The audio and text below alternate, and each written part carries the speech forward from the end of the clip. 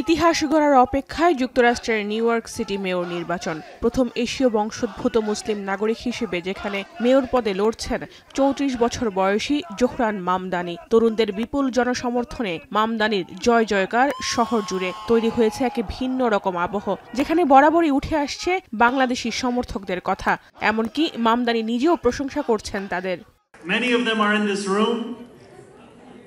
I would be remiss if I also didn't say the Bangladeshi uncles who stood with us as well as the Bangladeshi youngsters.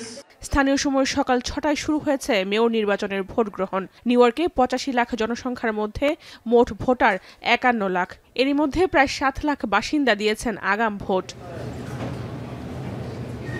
Zohran মামদানির প্রতিদ্বন্দ্বী হিসেবে স্বতন্ত্র থেকে লড়ছেন সাবেক governor Andrew Cuomo. শেষ মুহূর্তে Democratic mayor Eric Adams প্রার্থিতা প্রত্যাহার করে কুয়োমোকে সমর্থন দেন।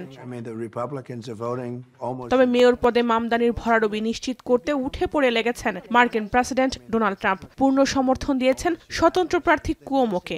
সামাজিক যোগাযোগ মাধ্যম এক্সে বিষয়টি নিশ্চিত করেন তিনি। এছাড়াও মামদানি নিউ ইয়র্কের মেয়র হলে কোনো ধরনের ফেডারেল সহায়তা পাবে না বলেও সাফ জানিয়ে দিয়েছেন তিনি। It's going to be hard for me as the president to give a lot of money to New York because if you have a communist running New York, all you're doing is wasting the money you're sending there. So I don't know that he's one. Zohran Mamdani জন্মেছেন উগান্ডায়, তবে বেড়ে উঠেছেন new ইয়র্কে। বাবা মাহমুদ মামদানি একজন শিক্ষক ও মা মীরা নাইর চলচ্চিত্র নির্মাতা। ২০২০ সালে কুইন্সে জেলা প্রতিনিধি হিসেবে নির্বাচিত হন তিনি।